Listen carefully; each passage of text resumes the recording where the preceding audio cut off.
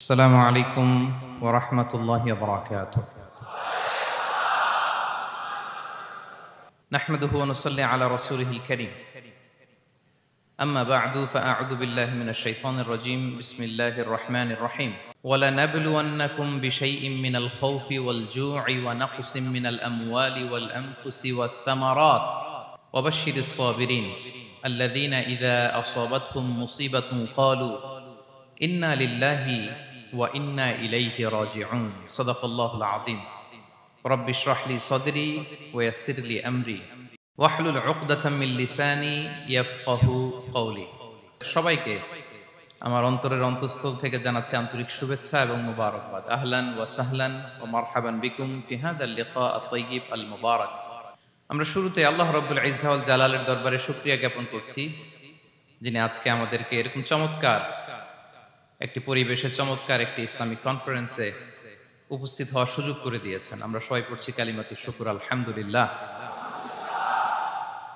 সম্মানিত সুধী, আমরা এই পৃথিবীতে খুব অল্প একটা সময়ের জন্য, একটা ট্রানজিট পিরিয়ড কাটানোর জন্য বেসিকলি আমরা এই পৃথিবীতে এসেছি। আমরা কি চিরকাল এই পৃথিবীতে থাকবো বলেন তো? না, একটা ট্রানজিট পিরিয়ডে আমরা এসেছি, আবার চলে যেতে হবে। এই যে আমাদের জীবন, এই জীবনের জন্য বিপদ, আপদ, পরীক্ষা, স্ট্রাগল, এটা অনিবার্য, এটা হবে। বিপদ নাই, কষ্ট নাই, আপদ নাই, অনিশ্চয়তা নাই, স্ট্রাগল নাই, এমনকি কেউ আছে এখানে? কেউ কি হাত তুলে বলতে পারবেন যে হুজুর আমার জীবনে কোনো বিপদ নাই, অথবা আমার জীবনে কোনো দুঃখ নাই, কষ্ট নাই, কোনো স্ট্রাগল নাই, কোনো রিস্ক নাই? এরকম সৌভাগ্যবান কেউ আছেন এখানে? তাহলে জীবনের জন্য পরীক্ষা, এটা অনস্বীকার্য, হবেই হবে পরীক্ষা। পৃথিবীর জীবনটাই এমন, এভাবেই এই লাইফকে ডিজাইন করা হয়েছে। পরীক্ষা থাকবে, এখানে বিপদ থাকবে, এগুলো উত্তীর্ণ হয়ে আপনাকে যেতে হবে। চিরসুখ চির শান্তি এটাই পৃথিবীতে হয় না। চিরসুখ এবং চিরশান্তির জায়গা হচ্ছে জান্নাত।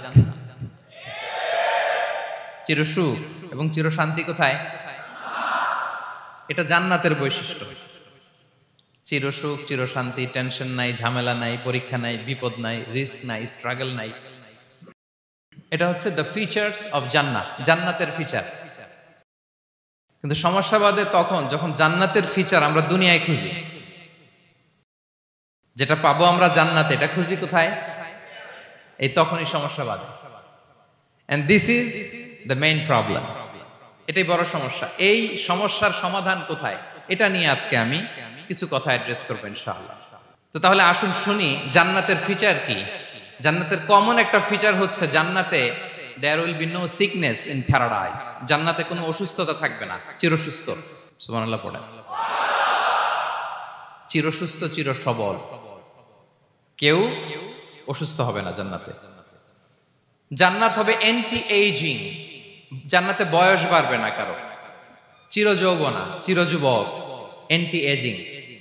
আপনারা জানেন যে বর্তমান পৃথিবীতে অ্যান্টি এজিং ক্রিম পাওয়া যায় না? ক্রিম, কথা বুঝতেছেন? অ্যান্টি এজিং ক্রিম পাওয়া যায়। তারা বলে এই ক্রিম মাখলে চামড়ায় ভাঁজ পড়ে না। এটার দাম আছে কিন্তু অনেক।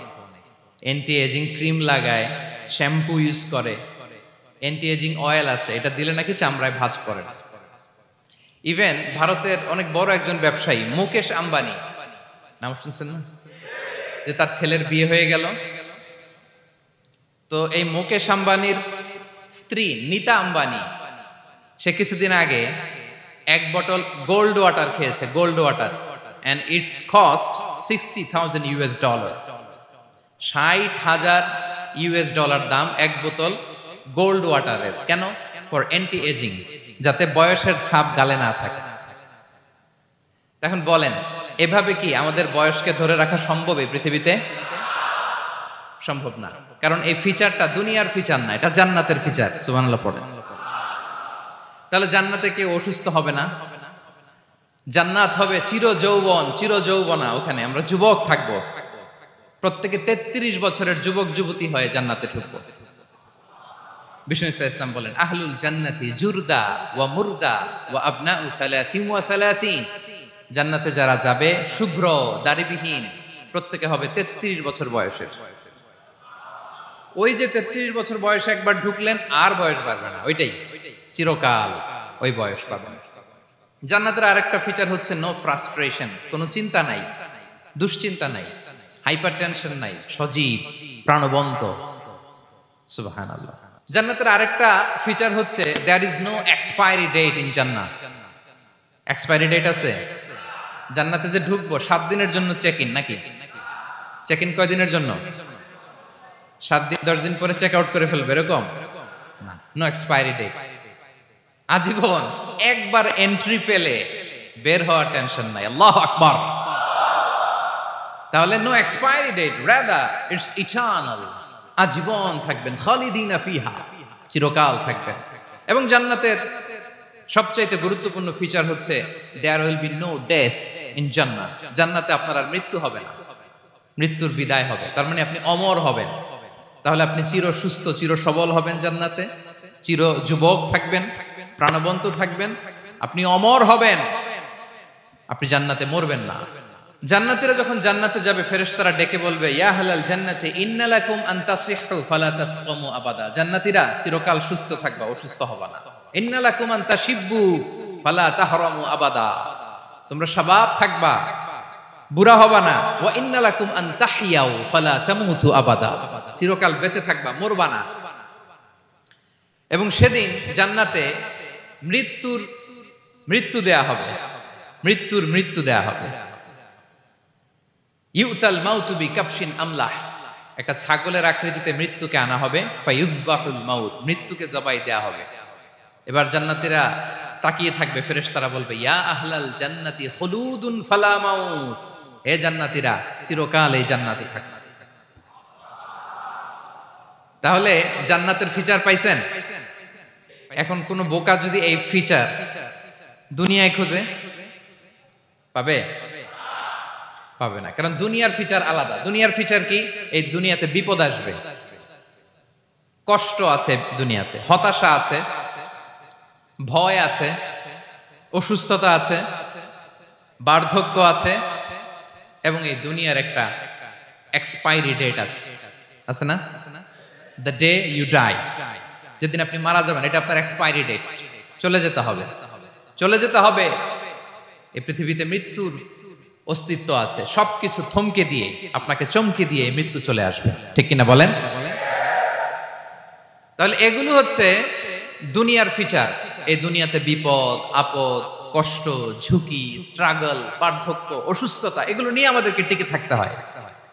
এটা দুনিয়ার ফিচার, মিলায় ফেললে হবে না। জান্নাতের ফিচার একটা, দুনিয়ার ফিচার আরেকটা। দুনিয়াতে কষ্ট থাকবে, বিপদ আপদ থাকবে। এই দুনিয়ার ফিচারটা আল্লাহ তাআলা কোরআনের একটা আয়াতে খুব চমৎকার ভাবে উল্লেখ করেছেন, সেটা দিয়েই আমি আলোচনা শুরু করেছি। আল্লাহ তাআলা ইরশাদ করছেন ওয়ালা নাবলুওয়ান্নাকুম বিশাইইম মিনাল খাউফি ওয়াল জুই ওয়া নাকসিম মিনাল আমওয়ালি ওয়াল আনফুসি ওয়াস সামারাত ওয়া বাশশিরিস সাবিরিন। আল্লাহ তাআলা বলছেন অবশ্যই অবশ্যই আমি তোমাদেরকে পরীক্ষা করব, ভয় দিয়ে, ক্ষুধা দিয়ে, সম্পদের ঘাটতি দিয়ে, আতঙ্ক দিয়ে, প্রাণনাশ দিয়ে, ফল ফসলের হানি দিয়ে পরীক্ষা করব। কিন্তু এই পরীক্ষায় যারা উত্তীর্ণ হবে, যারা সবর ইখতিয়ার করবে, ওয়াবাশশিরিস সাবিরিন, ধৈর্যশীলদের জন্যই হচ্ছে সুসংবাদ। আলহামদুলিল্লাহ পড়ে। তাহলে সম্মানিত সুধী, আমরা বুঝতে পারলাম এই পৃথিবীর ফিচার হচ্ছে এখানে বিপদ থাকবে, বিপদ ছাড়া কেউ থাকবে না। স্ট্রাগল থাকবে, কষ্ট থাকবে, ঝুঁকি থাকবে, রিস্ক থাকবে, এবং নানা ধরনের বিপদ আপদ দিয়ে আল্লাহ তাআলা আমাদেরকে পরীক্ষা করবেন। এটা মাস্ট, এটা আমাদের মাইন্ডসেটে নিয়ে নিতে হবে, মাইন্ডসেটে এটা ক্লিয়ার থাকতে হবে। চিরসুখ চির শান্তি এই দুনিয়াতে মিলবে, কোথায় মিলবে তাহলে? এটা তাহলে বিপদ আসবেই, আপদ আসবেই, পরীক্ষা থাকবেই আমাদের জীবনে। তবে ইন্টারেস্টিংলি মজার বিষয় হচ্ছে পরীক্ষাটা এক একজনের এক এক রকম। পুরো পৃথিবীটা একটা পরীক্ষা ক্ষেত্র, কিন্তু কারো প্রশ্নপত্রের সাথে কারো প্রশ্নপত্রের কোনো মিল নাই। সুবহানাল্লাহ।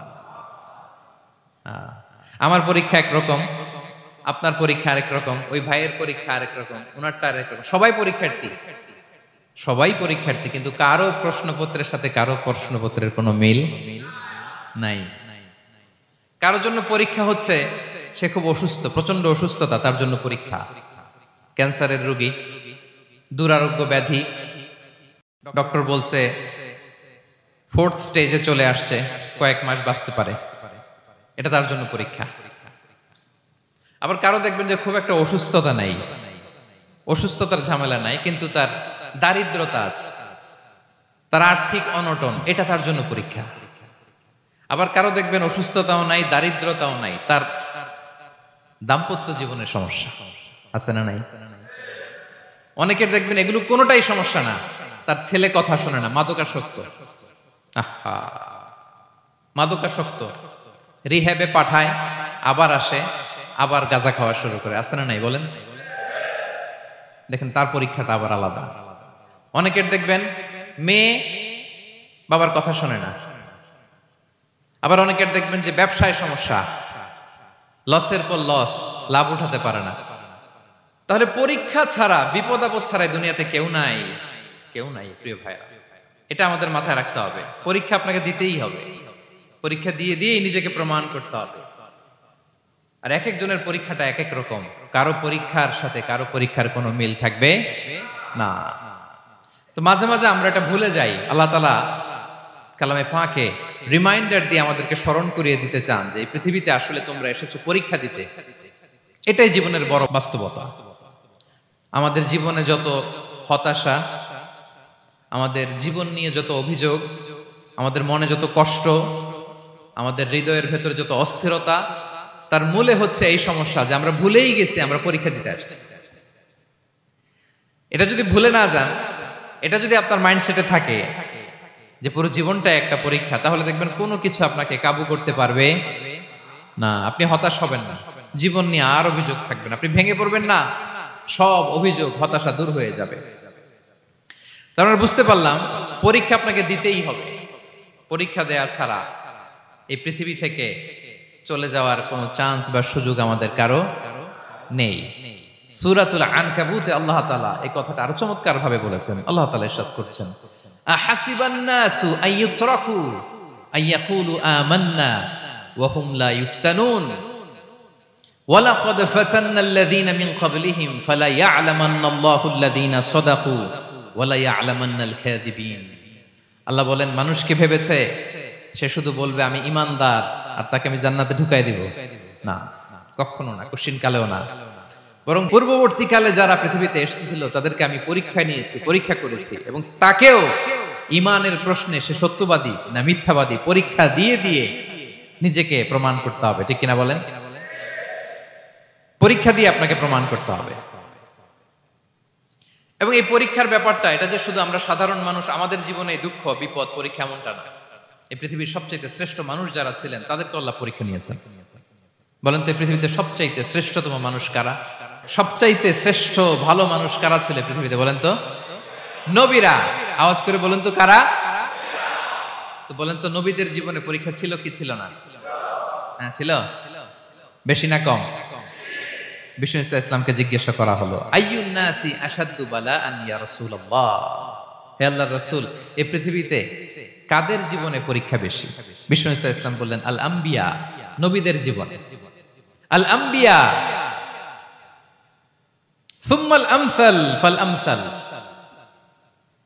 সবচাইতে জীবনে পরীক্ষার সম্মুখীন সবচাইতে বেশি হয়েছেন নবীরা।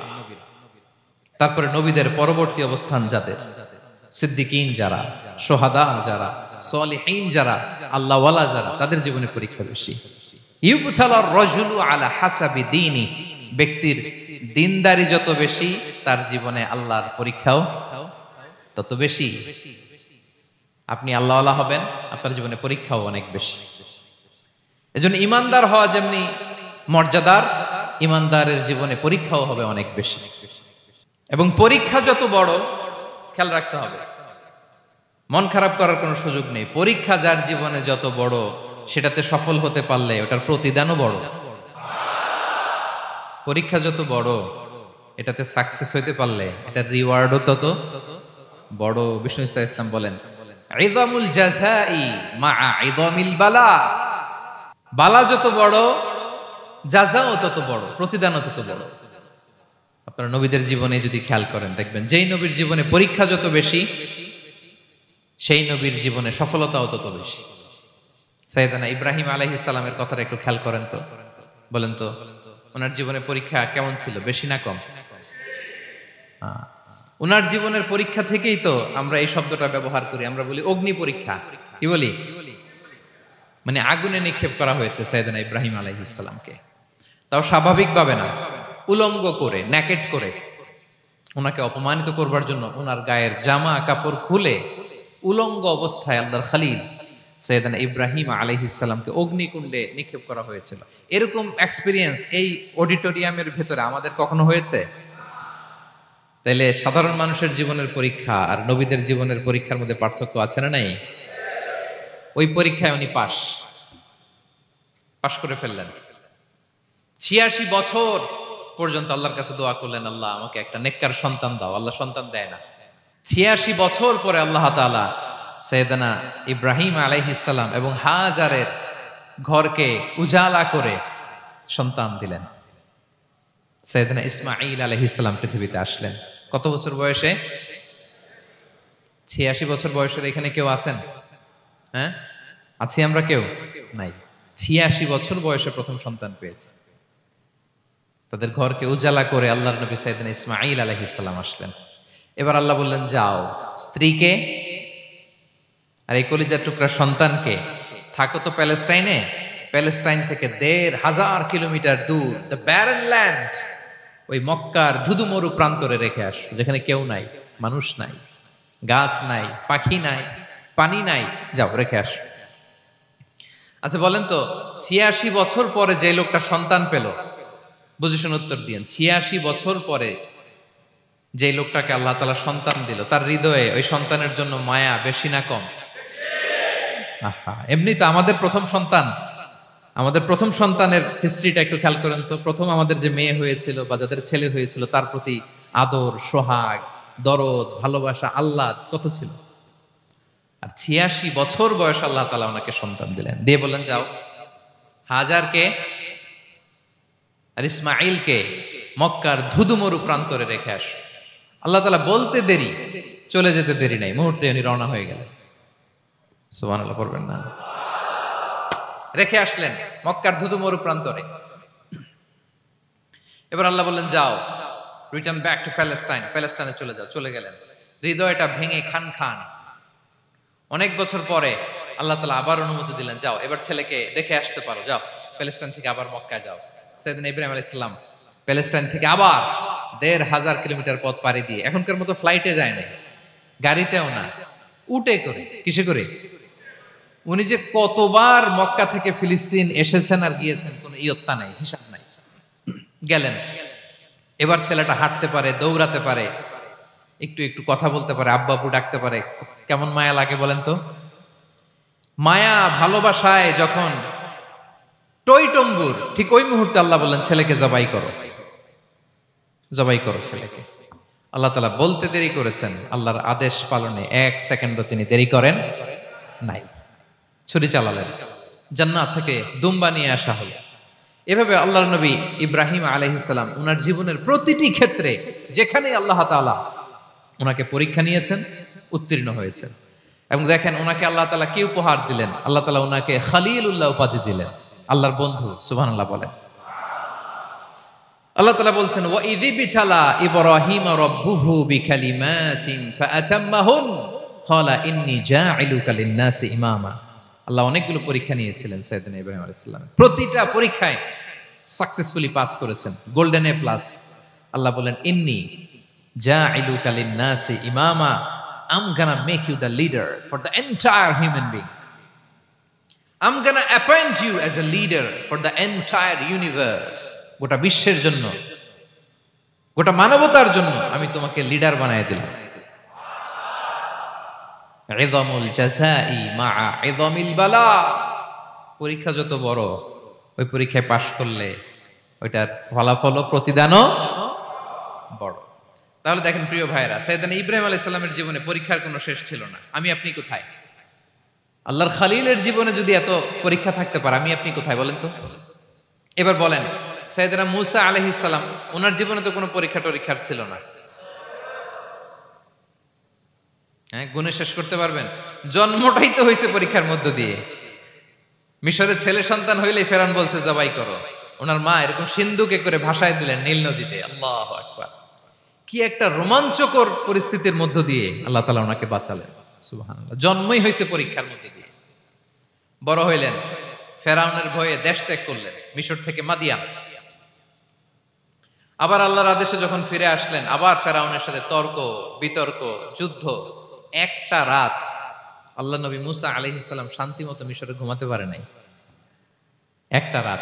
শেষ পর্যন্ত এই ফেরাউন মুসা আলাইহিস সালামকে ধাওয়া করেছে। ফেরাউনের ধ্বংসের আগ পর্যন্ত সে মুসা আলাইহিস সালামকে ধাওয়া করেছে। তার মানে মুসা আলাইহিস সালাম এই বিপদ আপদ পরীক্ষা এগুলো থেকে মুক্তি পান নাই। এবার বলেন ঈসা আলাইহিস সালামের কথা। ওনার জীবনে তার পরীক্ষা ছিল না? কি পরীক্ষা ছিল? হ্যাঁ, আল্লাহু আকবার। Same scenario goes to the biography of every messenger in the world. পৃথিবীর সব নবীর ক্ষেত্রে একই ঘটনা ঘটেছে। সাইয়েদনা ঈসা আলাইহিস সালাম দাওয়াত যখন দিলেন, ওনার বিরোধিতা শুরু হলো, ওনাকে হত্যার ষড়যন্ত্র হলো। ইভেন কি ওনাকে মারার জন্য বনি ইসরাইলেরা উদ্ধত হলো, জানে বাঁচবার জন্য পালালেন। এক ঘরে ঢুকলেন, চারদিক দিয়ে ঘেরাও করলো। উনি দরজা জানালা লাগাই দিলেন। ওরা বললো একজন দরজা ভেঙে জানালা ভেঙে ভিতরে ঢুকো, ঢুকে দেখো বেটা ঈসা কি করে। একজন ভিতরে ঢুকছে, ঢুকার সাথে সাথে বল রাফাআহুল্লাহু ইলাইহি, আল্লাহ তাআলা ঈসা আলাইহিস সালামকে উপরে উঠায় নিলেন। আর যেই লোকটাকে তারা ভিতরে ঢুকালো, তার চেহারাকে আল্লাহ তাআলা ঈসা আলাইহিস সালামের চেহারার মতো করে দিলেন। এবার তার বাইরের সাথীরা বলে ঘটনা কি, বেটা ঈসাও বেরোয় না, আমাদের লোকটাও বেরোয় না, সবাই ঢুক। দরজা ভেঙে ভেতরে ঢুকে দেখে ঈসা দাঁড়ায় আছে। বলেন তো এটা ঈসা না মিসা? এটা কি আসল ঈসা? ওমা কতালু ওমা সলাবু ওয়ালাকিন শুব্বিহা লাহুম। আল্লাহ বলে তোমরা আমার নবী ঈসাকে হত্যাও করতে পারো নাই, শুলেও চড়াতে পারো নাই, আমি সেফটি সিকিউরিটি দিয়ে আমার নবী ঈসা আলাইহিস সালামকে আকাশে তুলে নিয়েছি। তাহলে ওনার জীবনও পরীক্ষার শেষ ছিল না। এবার যদি আমরা বিশ্বনবী সাল্লাল্লাহু আলাইহি ওয়াসাল্লামের জীবনের দিকে তাকাই, ওনার জীবনটা দেখেন তো। আমাদের পেয়ারা নবী বিশ্বনবী মুহাম্মদুর রাসূলুল্লাহ সাল্লাল্লাহু আলাইহি ওয়াসাল্লাম, ওনার জীবনে কি স্ট্রাগল ছিল? স্ট্রাগল। মাক্কি জীবনের কথা যদি একটু খেয়াল করেন, দেখেন তো 3 বছর শিয়াবে আবি তালেবে জেল খেটেছেন, না খেয়েছিলেন। ওনার বংশের লোকেরা প্রথমে ছাগল খেয়েছে, ছাগলগুলো যখন শেষ, ছাগলের চামড়াগুলো শুকিয়ে ওইটা খাইছে। গাছের পাতা ছাল এগুলো খেয়ে খাবারের অভাবে বেহুশ হয়ে পড়ে থাকতো তারা। না খেয়ে কয়দিন ছিলেন আপনি? আমি কয়দিন ছিলাম না খেয়ে? মনেই তো পড়ে না, না খেয়েছিলাম কিনা কোনোদিন। এ হচ্ছে মাক্কি জীবন। মেন্টালি প্রেসার দেয়া হয়েছে। বিশ্বনবীর চাচা আবু লাহাব, তার 2 ছেলে উতবা আর উতাইবা, এদের সাথে বিয়ে দিয়েছিলেন 2 মেয়ের। যখন দাওয়াত দেওয়া শুরু করলেন, 2 মেয়েকে ডিভোর্স দিয়ে দিল। দেখেন, একটা বাবার জন্য প্রাপ্তবয়স্কা মেয়েকে যখন উঠায় নেয়ার আগে ডিভোর্স দেয়, তার মানসিক অবস্থাটা কেমন থাকে বলেন?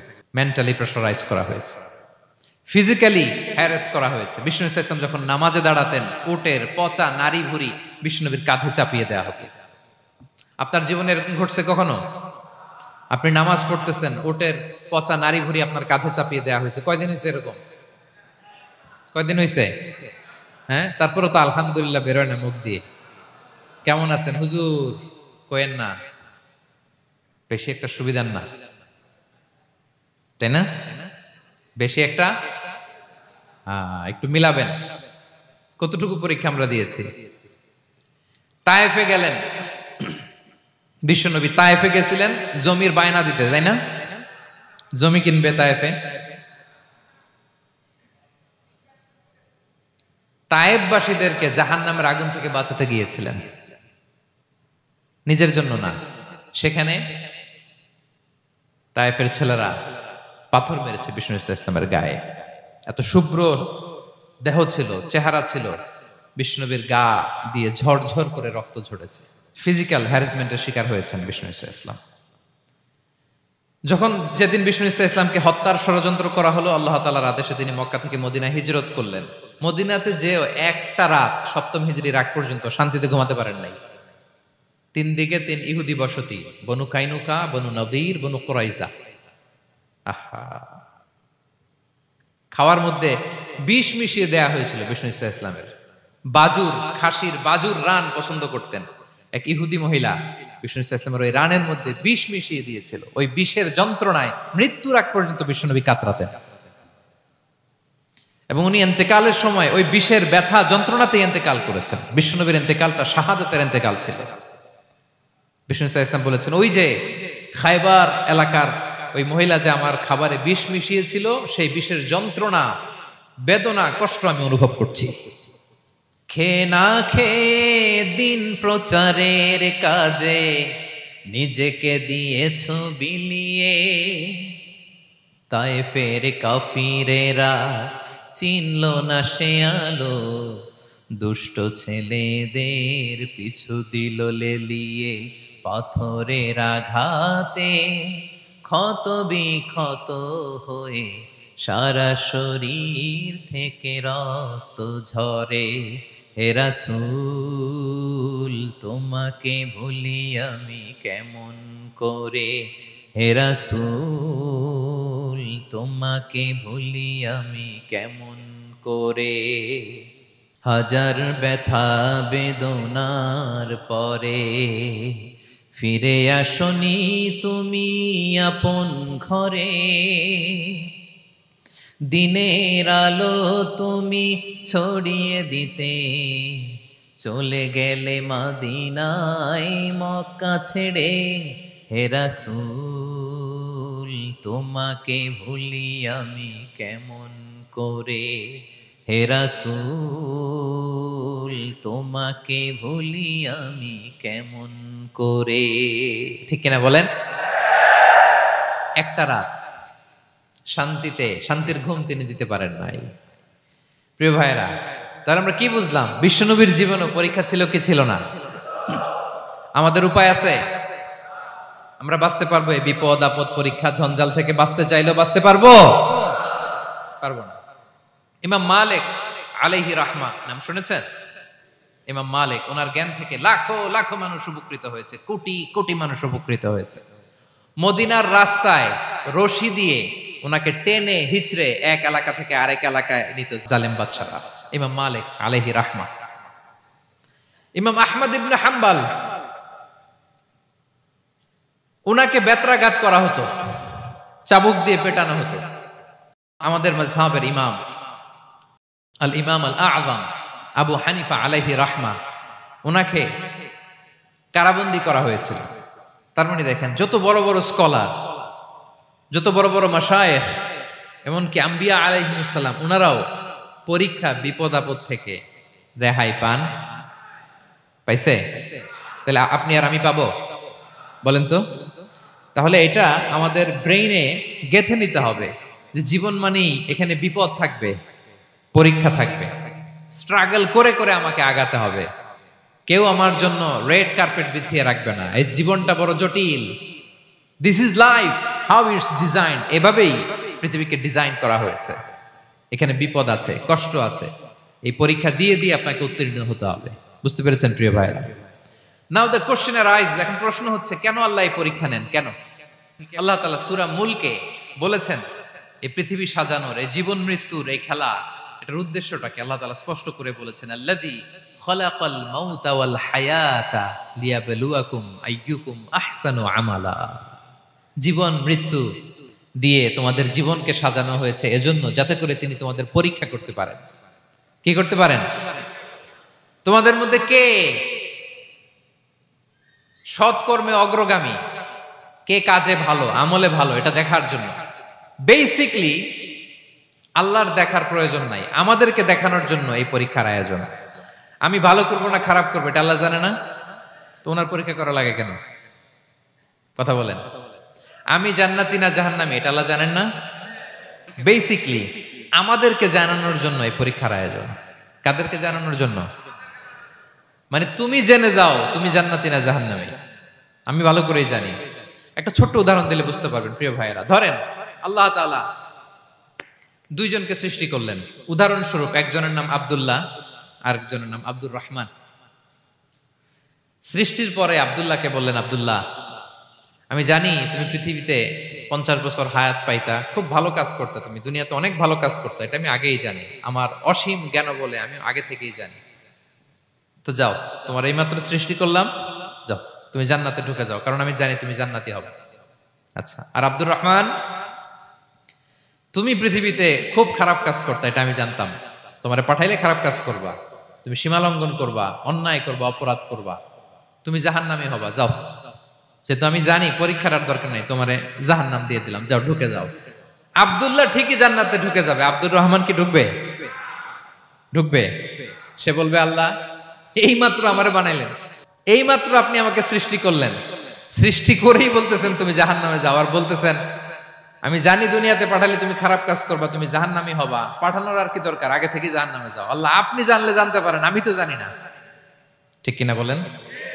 সে বলবে, না আল্লাহ আপনি ভুল বলতেছেন, এই দুনিয়াতে পাঠাইলে আমি খুব ভালো কাজ করতাম, আমি সীমা লঙ্ঘন করতাম না, নামাজ পড়তাম, রোজা রাখতাম, হজ করতাম, যাকাত দিতাম, সাদাকা করতাম, চ্যারিটি করতাম, জনকল্যাণকর সব ভালো কাজগুলো আল্লাহ আমি করতাম।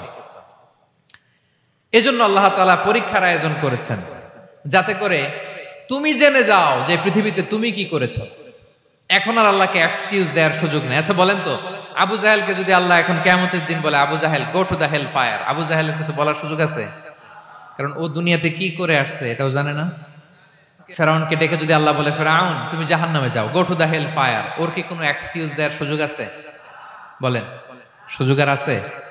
কারণ তুমি দুনিয়াতে কি করেছো তোমার চেয়ে ভালো কেউ আর জানে।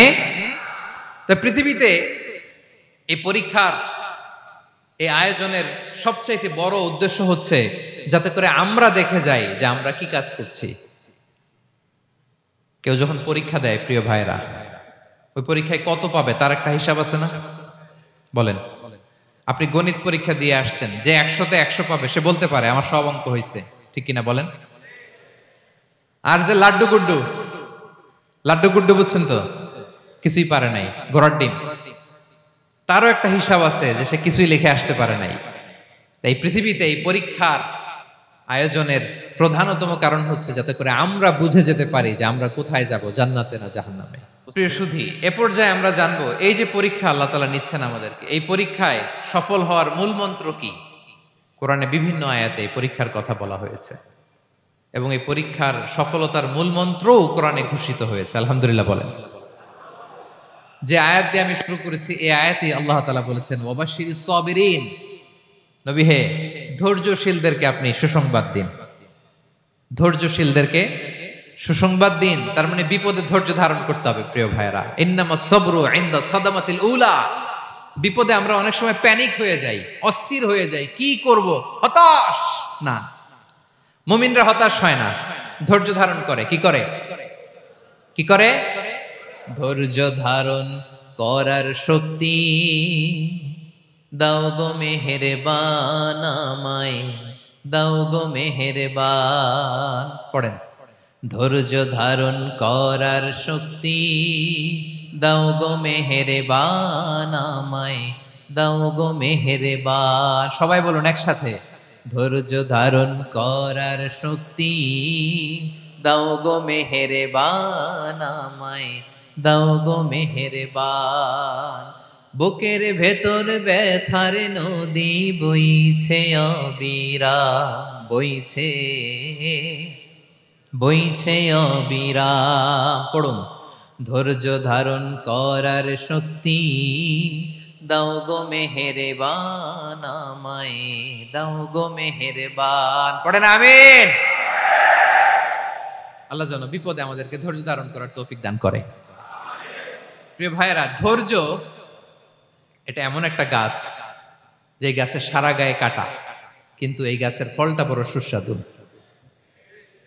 আই রিপিট, আমি আবারও বলছি, ধৈর্য এটা এমন একটা গাছ যে গাছের সারা গায়ে কাটা, কিন্তু ফলটা বড় মিষ্টি, ফলটা বড় সুস্বাদু। সবাই ধৈর্য ধারণ করতে পারে না।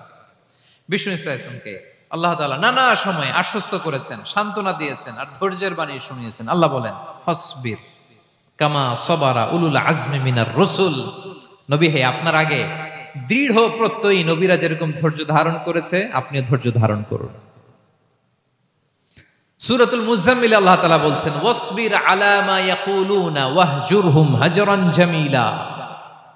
ওরা যাই বলুক আপনি ধৈর্য ধারণ করুন, ওদের কথাকে ইগনোর করুন, just ignore what they are saying to you. যা বলে আপনি জাস্ট ইগনোর করেন। ওরা বিষ্ণু ঈসা ইসলামের মনোবলকে ভেঙে দেওয়ার জন্য কখনো বিষ্ণু ঈসা ইসলামকে কবি বলে গালি দিত। কবি কি বলতো? শায়ের। কখনো বলতো মজনুন, পাগল।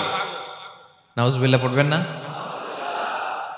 পাগল বলে গালি দিত। মাঝে মাঝে বলতো কাহিন, গণক।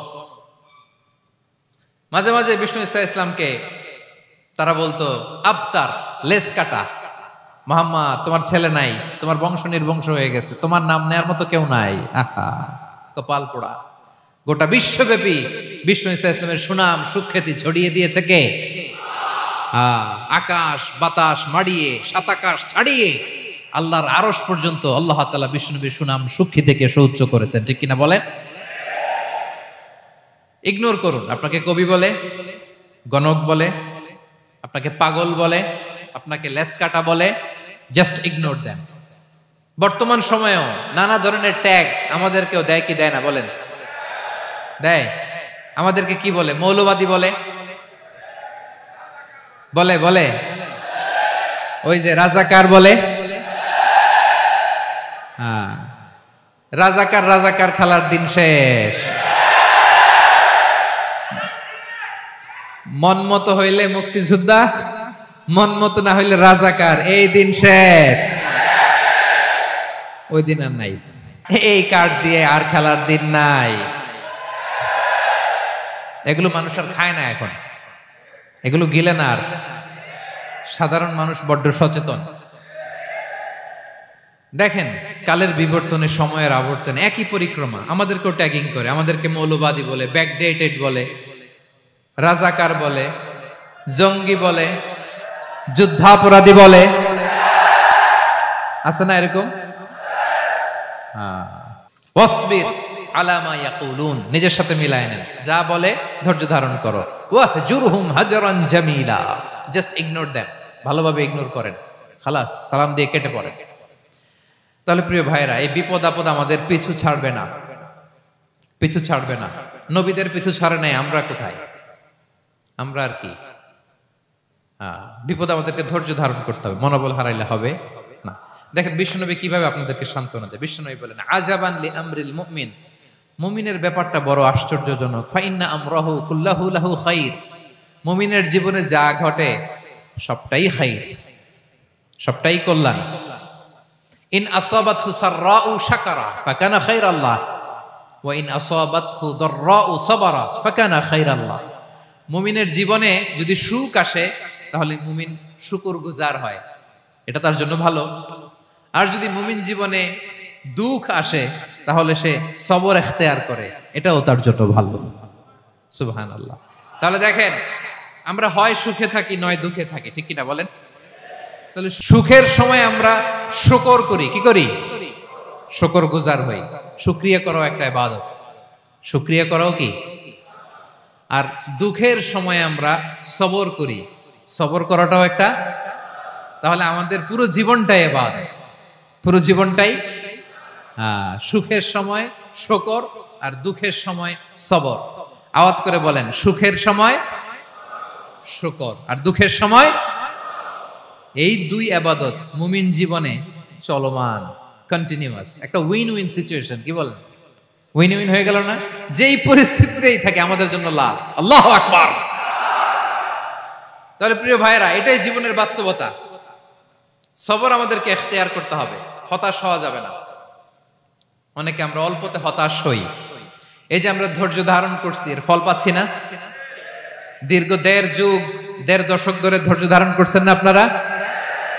এখন মুক্তি, স্বাধীনতা, বিজয় এনে দিয়েছে কে? ধৈর্য ধারণ করুন। ধৈর্যের যে ফলাফল, এটা বড় মিষ্টি। ধৈর্য এমন একটা গাছ, এই গাছের সারা গায়ে কাটা, কিন্তু এর ফলটা বড় সুস্বাদু, এর ফলটা বড় মিষ্টি। ধৈর্য ধারণ করার অভ্যাস করতে হবে প্রিয় ভাইরা। মুমিন হতাশ হয় না, হাল ছেড়ে দেয় না। মুমিন ভরসা রাখে একজনের উপর, তিনি কে?